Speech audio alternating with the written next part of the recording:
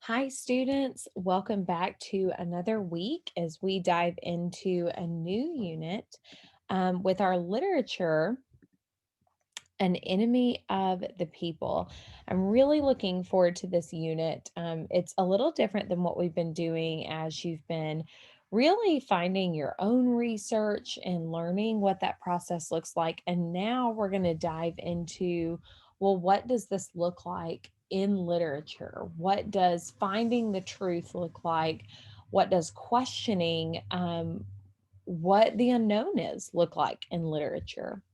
So, the first thing that I want to share, if you have not already, go to your course reading materials and you'll see a folder titled An Enemy of the People, and you will find the full text in there. I try to do that for my students so that they do not have to buy the book.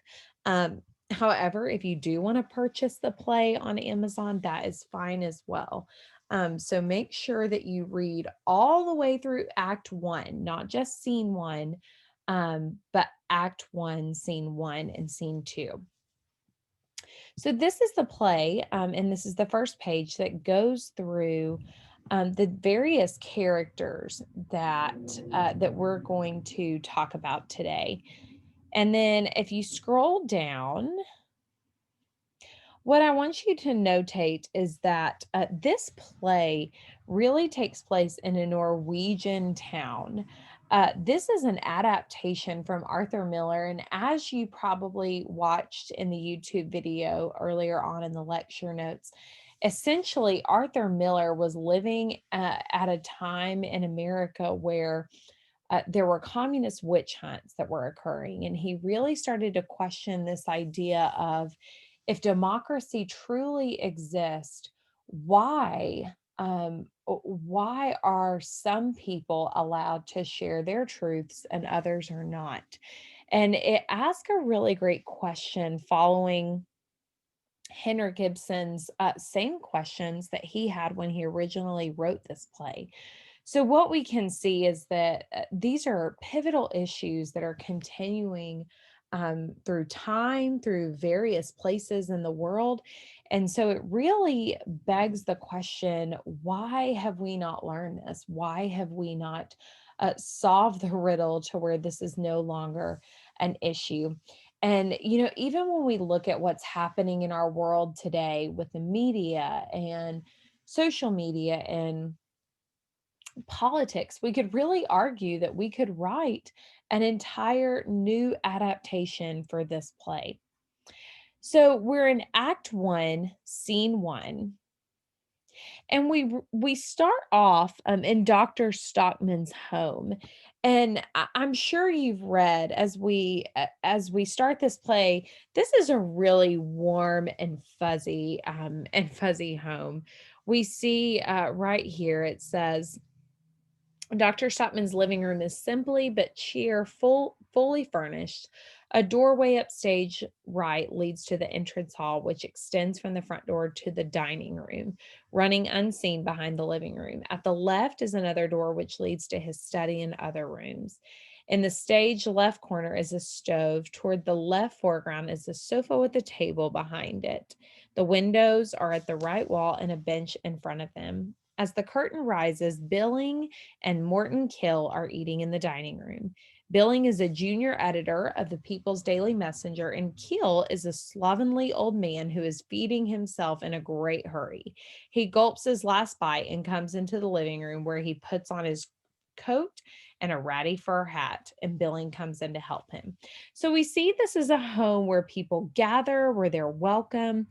Clearly, the wife of the home, as we're going to see later, has prepared a meal for these people. So Dr. Stockman's home is really a gathering place.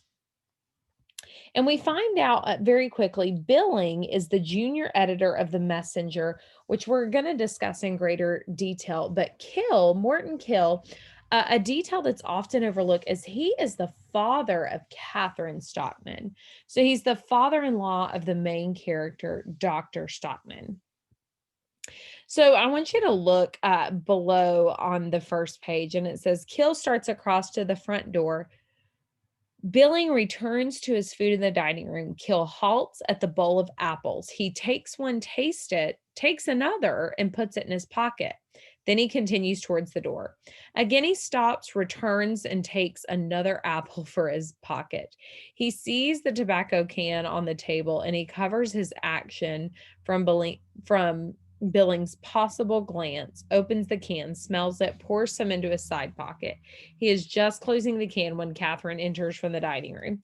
So clearly, we know that he's at the Stockman's home, but he's taking apples and tobacco as he leaves. So as we go to page 2 and we see this conversation between Mrs. Stockman and Kill, which is her father, she says, why don't you wait for Tom? He only went for a little walk. Kill, taking out his pipe, says, do you mind if I fill my pipe? And Miss Stockman says, no, go ahead, and here, take some apples. You should always have fruit in your room. And Kill responds saying, no, no, I wouldn't think of it. So the question that I want to ask is, what does this say automatically about Kill? Why would Arthur Miller open the play with his character stealing from his own son-in-law and daughter? So as the play progresses, we see Peter come in. And Peter Stockman is the mayor of this small Norwegian town. He's a bachelor nearing 60, and he's always been one of those men who make it their life work to stand in the center of a ship to keep it from overturning. He probably envies the family life and the warmth of the house. But when he comes in, he never wants to admit he came, and he often sits with his coat on. So we see that there's this immediate shift in mood as this character enters. This once warm and fuzzy home that had Morton, Keel, and Billings is now occupied by the mayor. And clearly the mayor does not have the same warm and fuzzy sentiments that the previous two characters have. He keeps his coat on. He seemingly does not want to be there, but we're told that really he envies this life. And so Mrs. Stockman greets him. She offers him something to eat. And she says, can't I ever get you to eat anything in this house? And Peter says, bless you. I stick to my tea and toast, much healthier and more economical. And Miss Stockman says, smiling, you sound as though Tom and I throw money out the window. And Peter says, not you, Catherine. He wouldn't be home, would he? So we see that there's this very strong tension very early on in the play. Peter questions everything that the Stockmans do, from what they eat to how they spend their money. And he makes sure that they know that he feels this way, and makes them uncomfortable in the process. So very quickly on, Hofstad enters. Hofstad is in his early 30s, and he's a graduate of the peasantry struggling with a terrible conflict. He hates authority and wealth, but he cannot bring himself to cast off a certain desire to partake in them. Perhaps he is dangerous because he wants more than anything to belong. And in a radical, that is a withering wish, not easily to be born. So, what Arthur Miller is showing us is that Hofstad is a character who struggles with this idea of wealthy people, but at the same time, he can't seem to resist wanting to be a part of all of it. So Mrs. Stockman greets Mr. Hofstad, and we find out that he was at the printing shop. So clearly, he works with Billings. They work together in the newspaper. So Hofstad really introduces this article for the paper, and he makes it very clear that Dr. Stockman is working on something. And we see Peter interrupt, and Hofstad says, or Peter says, what do you call it? The People's Daily Liberator? And Hofstad laughs and holds his ground and says, it's the People's Daily Messenger, sir. The doctor sometimes honors the messenger when he wants to uncover the real truth of some subject. The truth. Oh, yes, I see. And then Mrs. Stockman says to Hofstad, "Oh, would you like to point to the dining room?" So clearly she sees this tension building between the two of them. And Peter says, "I don't want you to think I blame the doctor for using your paper. After all, every performance goes for the audience that applauds him the most. It's really not your paper I have anything against, Mr. Hofstad." And Hofstad says, "I really didn't think so, Your Honor." And Peter says, "Well, as a matter of fact, I happen to admire the spirit of tolerance in our town. It's magnificent. Just don't forget that we have it because we all believe in the same thing. It brings us together." And Hofstad says, "Kirsten Springs, you mean?" "The springs, Mr. Hofstad, are wonderful new springs. They've changed the soul of this town. Mark my words, Kirsten Springs are going to put us on the map, and there is no question about it." That's what Tom says too. Everything is shooting ahead. Real estate's going up, money changing hands every hour, business humming, and no more unemployment. Right. Give us a good summer, and sick people will be coming here in carloads. The springs will turn into a regular fad, a new Carlsbad, and for once, the well to do people won't be the only ones paying taxes in this town. I hear reservations are starting to coming in every day. It looks promising, very promising. Then the doctor's article will come in handy. He's written something. No, it's a piece he wrote at the beginning of winter recommending the water. But at the time, I let the article lie. Some hitch in it? Oh, no, I just thought it would have a bigger effect in the spring when people start planning for summer.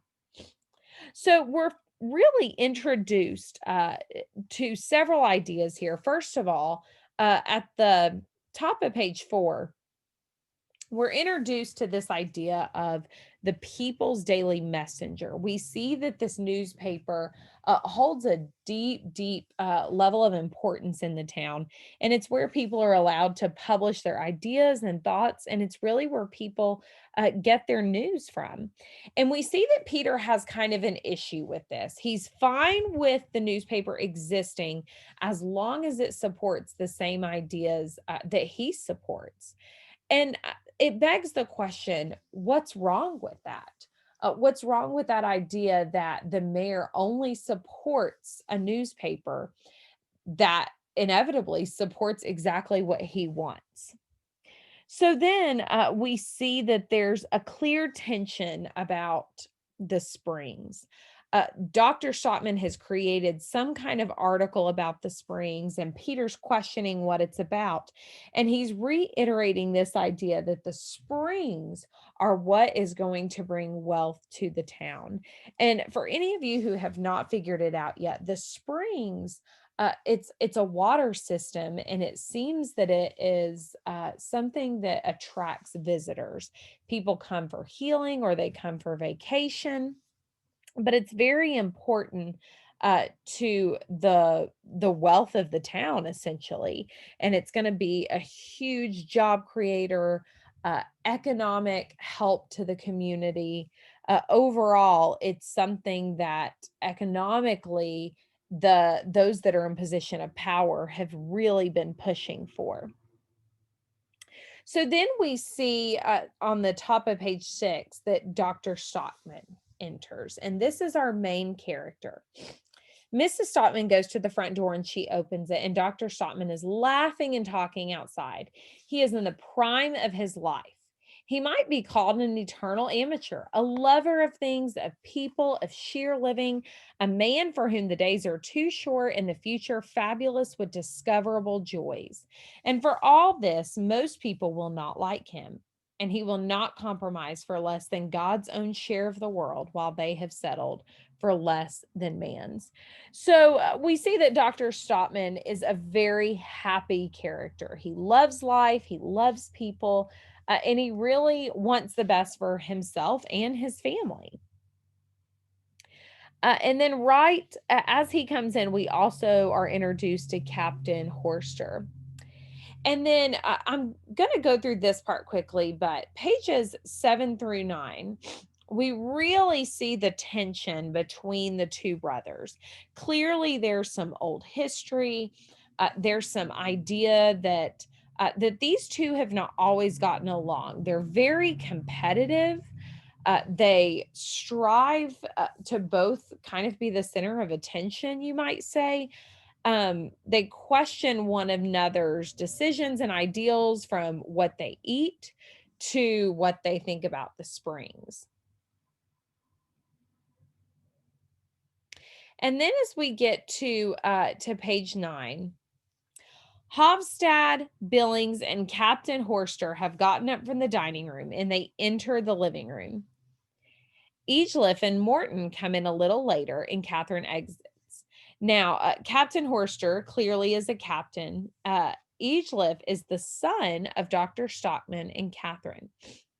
Billings stretches out his arms and says, "After a meal like that, by God, I feel like a new man. This house is so." And Hofstad cuts him off and says, "The mayor certainly wasn't in a glowing mood tonight.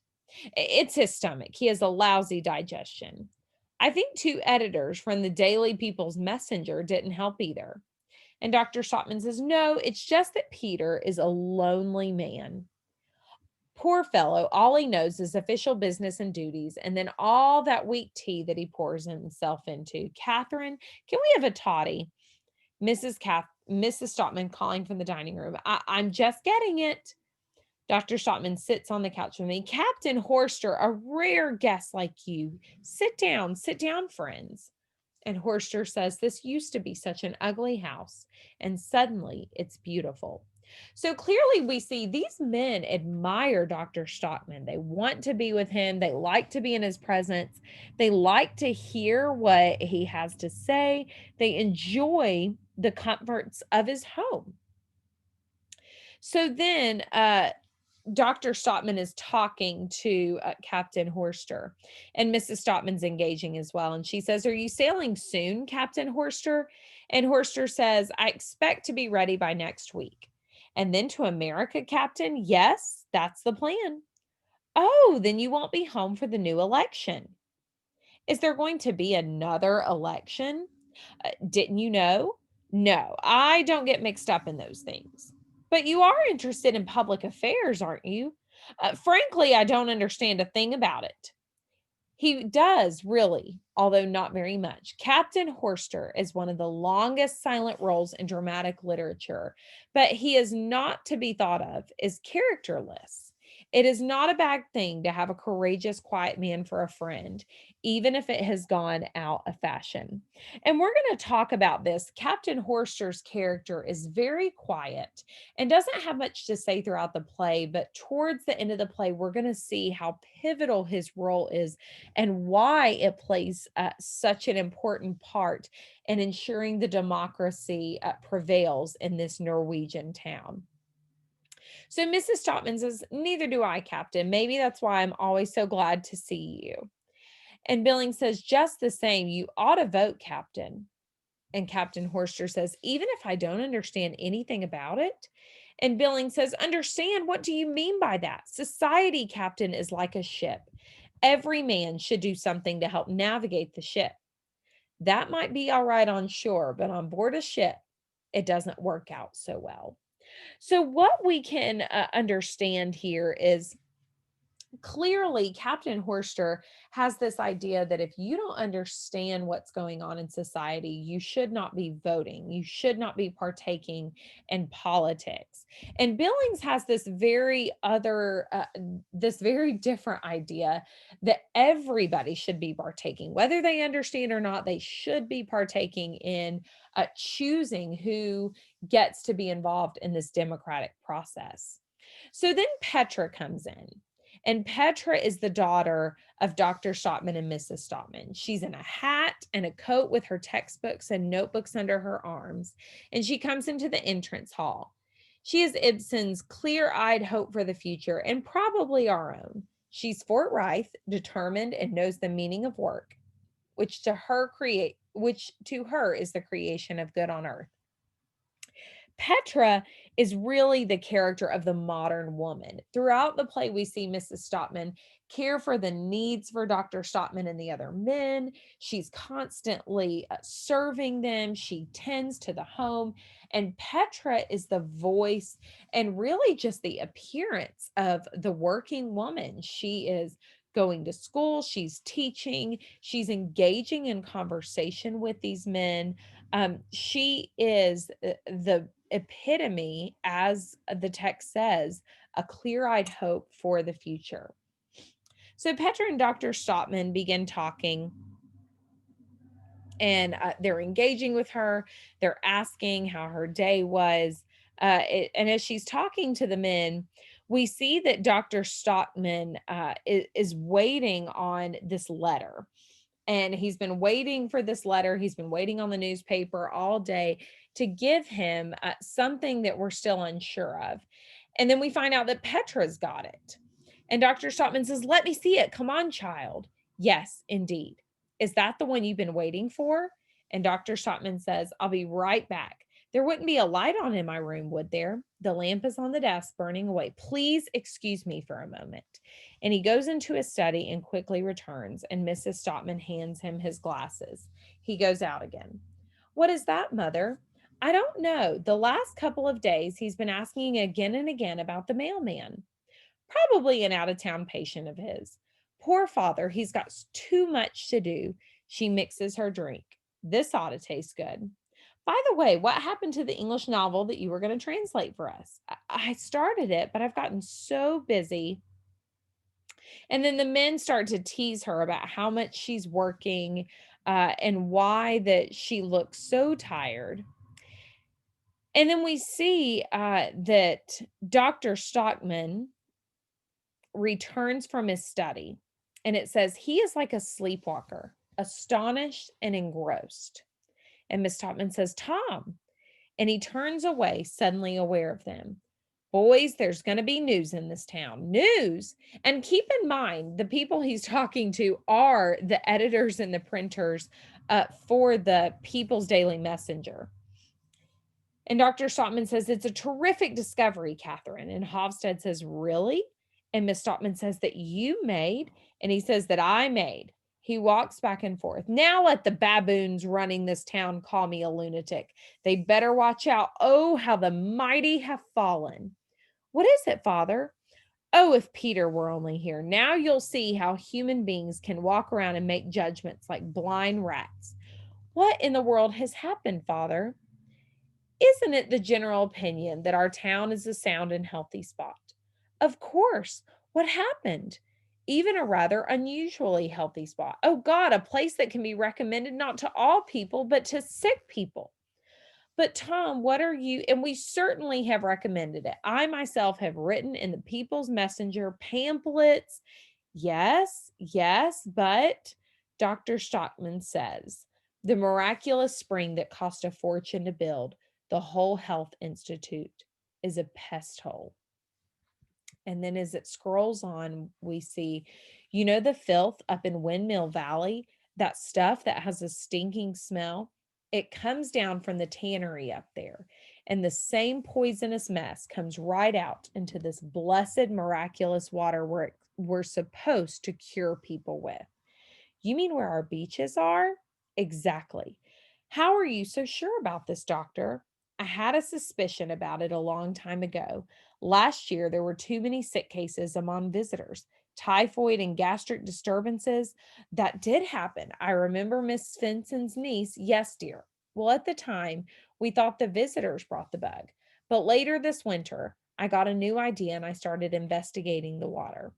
"So that's what you've been working on." "I sent samples to the university for an exact chemical analysis." "And that's what you received?" "This is it. This proves the existence of infectious organic material in the water."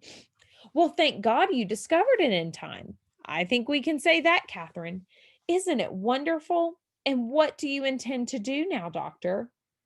"Put the thing right, of course." "Do you think that can be done?" "Maybe. If not, the whole institute is useless. But there's nothing to worry about. I'm quite clear on what has to be done."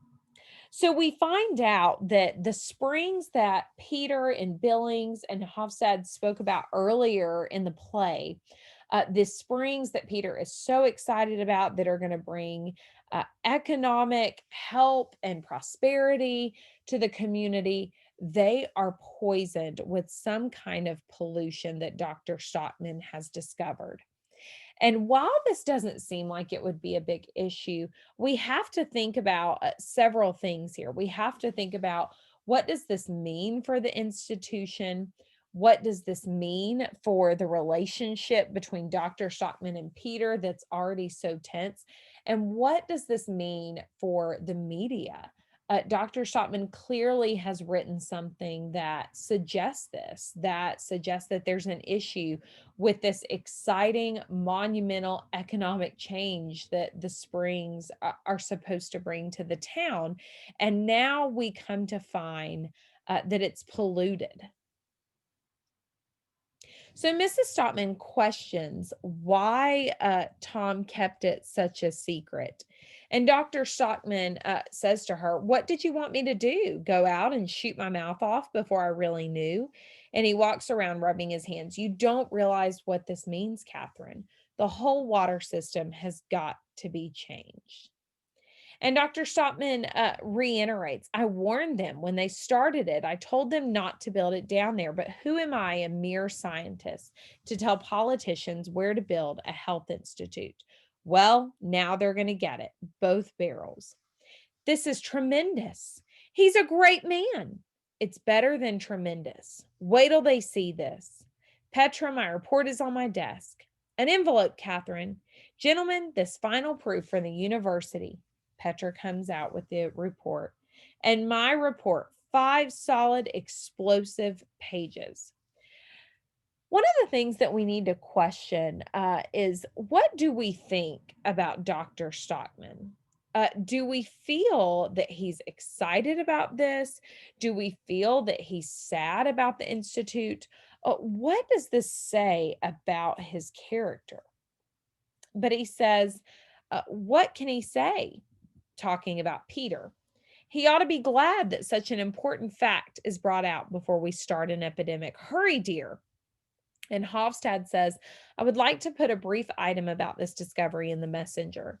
And Dr. Stockman says, "Go ahead. I'd be really grateful for that now." And Hofstad says, "The public needs to know soon." And Dr. Stockman says, "Right away."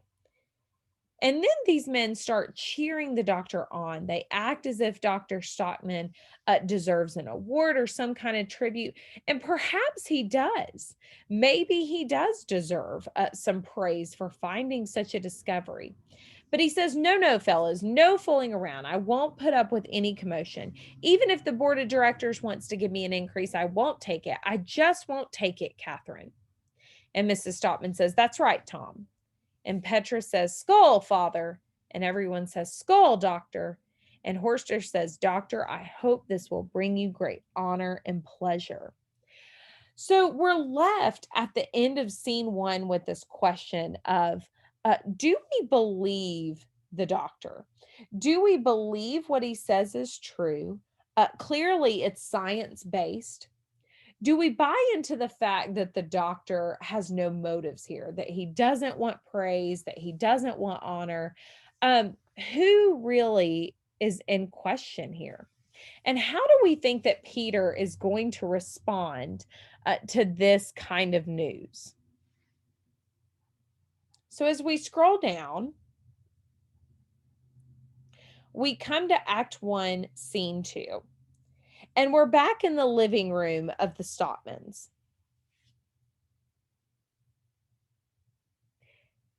And at the beginning, Dr. Stockman and Mrs. Stockman are talking, and they're talking about the report that Dr. Stockman has come up with, and we find out that Peter now knows that something is coming. And Peter returns the report to Dr. Stockman.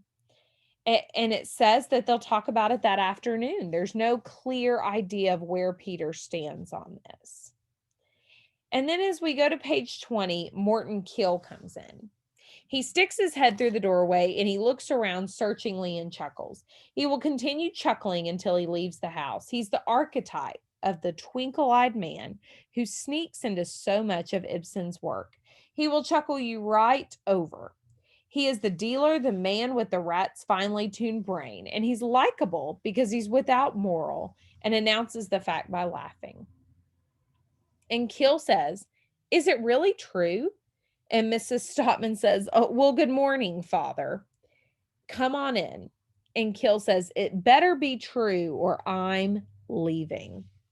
What had better be true? The crazy story about the water system. Is it true? And Miss Stockman says, "Of course it's true. How did you find out about it?" And we find out that Keel has already heard from members of the town what's going on. And then he begins to question Dr. Stockman. He says, "So, how does it go now? Let me get this straight. There's some kind of like cockroaches in the water pipes." And Dr. Stockman says, "No, not cockroaches. Well, some kind of little animals." And Mrs. Stockman says, "Bacteria, Father." "Ah, but a whole mess of them, eh?" "Oh, there'd be millions and millions. And nobody can see them but you. Is that it?" Yes. Well, anybody with a microscope. What are you laughing at?" And Mrs. Stockman says, "You don't understand, Father. No one can see the bacteria, but it doesn't mean it's not there." And Keel says, "Good girl, you stick with him. By God, this is the best thing I've ever heard in my life." So Keel has really made a mockery out of this discovery. He feels it's not true. He's laughing and saying that Dr. Stockman has motives to pull one over on his brother, to make him the laughing stock of the town. And he really questions the intentions and motives of the doctor.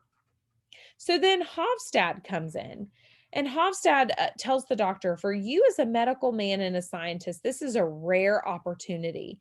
But I've been wondering if you realize that it ties in with a lot of other things." And Dr. Stockman says, "What do you mean? Sit down. What are you driving at?" And Hofstad says, "You said last night that the pollution comes from the impurities in the ground." And Dr. Stockman says, "Yes, it's the poisonous dump in the Windmill Valley." And Hofstad says, "Doctor, I think it comes from an entirely different dump." And when the doctor questions him, he says, "It's the same dump that's poisoning and polluting our whole social life in this town. Everything that matters in this town has fallen into the hands of a few bureaucrats." So all of a sudden, we see this shift in conversation. It's no longer just about the springs, it's now about those in position of power. And Hofstad says they're all rich with old reputable names and they've got everything in the palm of their hands. And Dr. Stockman says, "Yes, but they happen to have ability and knowledge." And we see him trying to even defend his brother. And Hofstad says, "Did they show ability and knowledge when they built the water system where they did?" And Dr. Stockman says, "No, of course not, but that happened to be a blunder and we'll clear it up." And Hofstad says, "Do you imagine it's going to be as easy as all of that?" Easy or not, it's got to be done.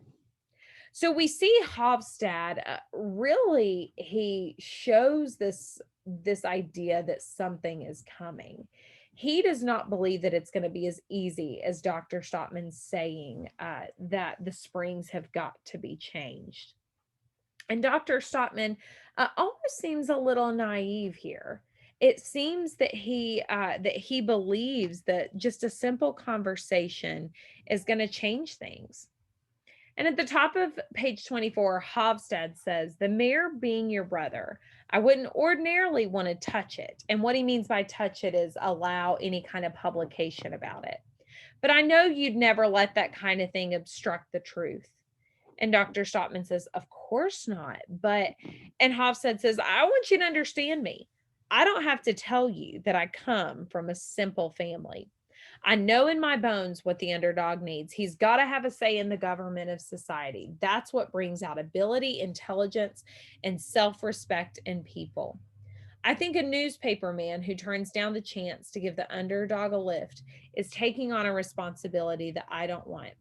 I know perfectly well that in fancy circles they call it agitation, and they can call it anything they like if it makes them happy. But I have my own conscience. Dr. Stockman, interrupting, says, I agree with you, Hofstad, but it's just the water supply. And there's a knock at the door. Come in. So again, we see that Dr. Stockman really has this naive idea. It's the water supply. It's not going to make or break our relationship with the people of this community or the people of this town.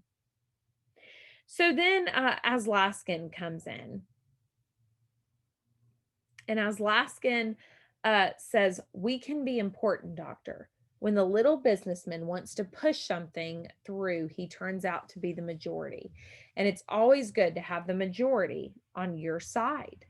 And Dr. Stockman says, that's true, but I don't understand what this is all about. It seems it's a straightforward business, the water. And of course, we intend to behave with moderation, doctor. I always try to be a moderate and a careful man. You are known for that, Mr. Aslaskin, but the water system is very important to us little businessmen, Doctor. Kirsten Springs are becoming a gold mine for this town, especially for property owners. And that is why, as my capacity of the chairman of the Property Owners Association, yes, and furthermore, as a representative of the Temperance Society, you probably know, Doctor, that I'm active for prohibition. So I've heard. And as a result, I come into contact with all kinds of people. And since I'm known to be a law abiding and solid citizen, I have an influence in this town. You might even call it a little power. I know that very well, Mr. Aslaskin, and that's probably why you can see it would be practically nothing for me to arrange a demonstration. A demonstration? What are you going to demonstrate about? The citizens of this town complimenting you for bringing this important matter to everybody's attention. It wouldn't have to be done without it would have to be done with the utmost moderation, so not to hurt the authorities. This could knock the big bellies right into the garbage can. No indiscretion or extreme aggressiveness towards the authorities, Mr. Hofstad. I don't want a wild-eyed radicalism on this thing. I've had enough of that in my time, and no good comes from it. But for a good, solid citizen to express his calm, frank, and free opinion is something nobody can deny. It's important that we talk about the character of Aslaskin. Aslaskin really believes in this idea of moderation. Everything has to be done in moderation. We have to show the truth, but we can only show the truth if we do it in a way that doesn't hurt the authorities or affect the authorities. Hofstad, on the other hand, has no issue drumming up an issue against the authorities. And Dr. Stockman is still in this idealistic, almost naive idea that everybody's just going to accept this. This is not going to be the issue that these men claim to think that it's going to be. So then we see, we go to the bottom of page 26. And Hofstad says, well, what do you say to a little hypodermic of these fence-sitting deadheads? And Dr. Stockman says, I think Aslaskin is a sincere man. And Hofstad says, isn't it time we pump some guts into these intention men of goodwill? Under their liberal talk, they still idolize authority. And that's got to be rooted out of this town. This blunder of the water system has to be made clear to every voter. Let me print your report. And Dr. Stockman says, not until I talk to my brother. I'll write an editorial in the meantime. And if the mayor won't go along with us, and Dr. Stockman says, I don't see how you can imagine such a thing. Clearly, Dr. Stockman still very much believes in his brother. He believes that his brother is going to accept the truth. So then as we scroll down to page 28, Peter comes in. And Peter says, I received your thesis about the condition of the springs yesterday. And Dr. Stockman says, I got your note. Did you read it? And Peter says, I read it. And Dr. Stockman says, well, what do you have to say? And Peter clears his throat and glances at the women. Clearly, Peter believes that the women do not have a place in this conversation and in business. And it causes us to question this idea. What does that say about the role of women at this time? What does it say about the condition of women? So Dr. Stockman and Peter begin to argue about the springs. And so Dr. Stockman, everything he believed about Peter, that Peter was going to accept this thesis, that he was going to accept the proposal, clearly is not true. Peter begins talking about the money. The engineer smiled at my extravagance and gave me a few facts. I don't suppose you've taken the trouble to consider what your changes would cost. And Dr. Stockman says, no, I never thought of that. And Peter says, your little project would come to 300,000 crowns. And Dr. Stockman says, that's expensive. Oh, don't look so upset. It's only money. The worst thing is that it would take 2 years. 2 years at the least. And what do you propose we do about the springs in the meantime? Shut them up, no doubt, because we do have to, As soon as the rumor gets around that the water is dangerous, we won't have a visitor left. So that's the picture, Thomas. You have it in your power to ruin your own town.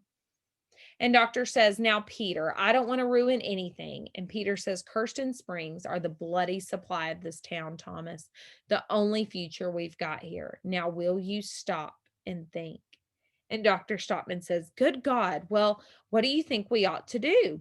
And Peter says, your report has not convinced me that the conditions are as dangerous as you make them. And Dr. Stockman responds, now listen, they're even worse than the report makes them out to be. Remember, summer is coming and the warm weather. I think you're exaggerating. A capable physician ought to know what precautions to take.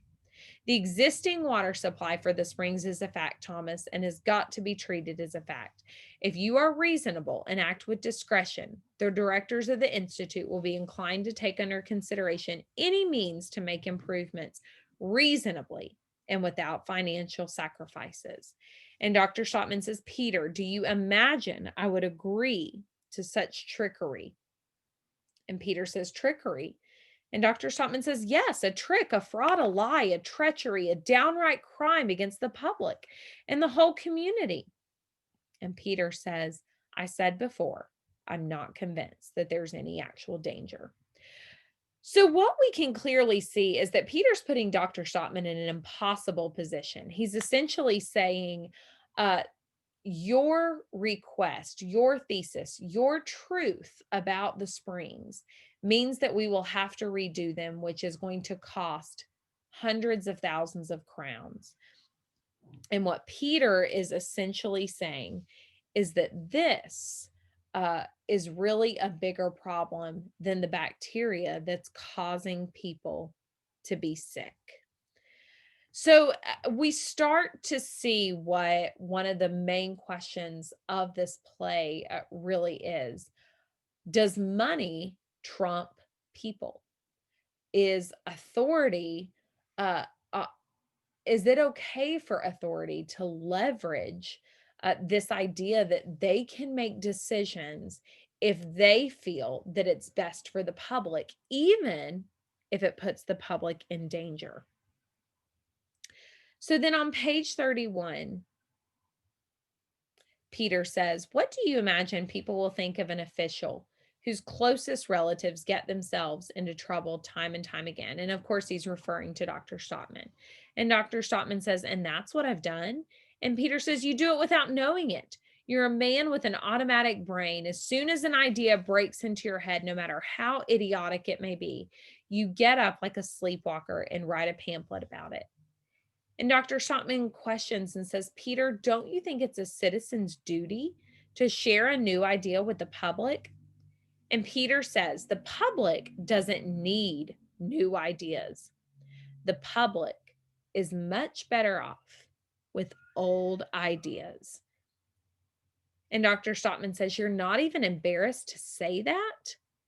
And Peter says, now look, I'm going to lay this out once and for all. You're always barking about authority. If a man gives you an order, he's persecuting you. Nothing is important enough to respect once you decide to revolt against your superiors.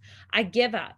I'm not going to try to change you anymore. I told you the stakes you were playing for here, and now I'm going to give you an order, and I warn you, you'd better obey it if you value your career. What kind of order? You are going to deny these rumors officially. So there's this very horrific claim. The public doesn't need new ideas.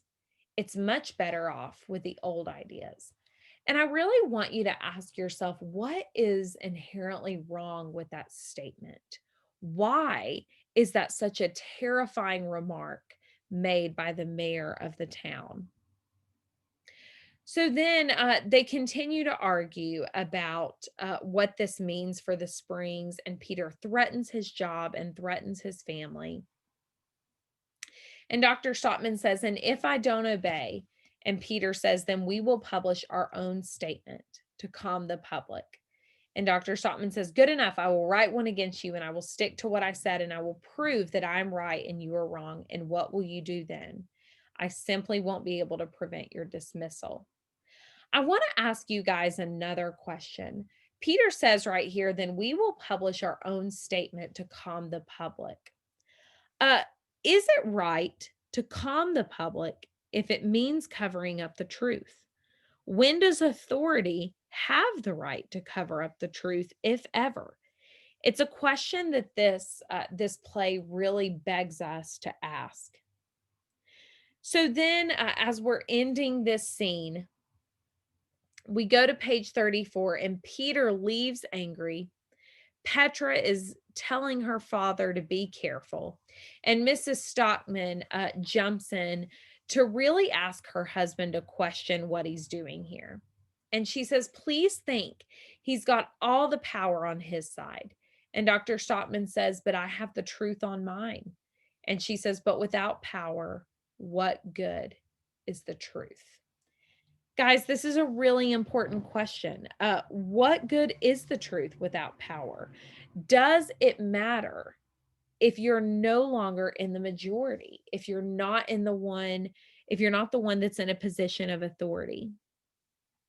And then we end the scene with Dr. Stockman talking to Morton and his boys. And Mrs. Stockman is just really upset at everything that's come to pass, that Peter has threatened his job, that he's threatened to completely deny Dr. Stockman's allegations and research over the Springs. And Dr. Stockman finishes the scene by saying, you know what I'm going to do, boys? And he's speaking to his younger children. From now on, I'm going to teach you what a man is. And he looks at Mrs. Stockman and she cries as the curtain falls. What makes a man? This is a really good question to end this scene. When we think about the ideas of the truth, of fear in society, of money over people, of health, and the concern of health for the public, when we think of authority and what power does authority really have in a democracy, there's so many good questions to ask ourselves. And as we look at these characters, it's a really good question to ask, what are their motives? Does Dr. Stockman have a bad motive? Does Peter have a bad motive? Do Hofstad, Aslaskin, Mrs. Stockman, Morton Kill, do any of these people have motives that are not pure? I'm excited for you to read the next act and to discuss it next week in our lecture. Please let me know if you have any questions, and we will discuss this more on the discussion boards. Have a wonderful day.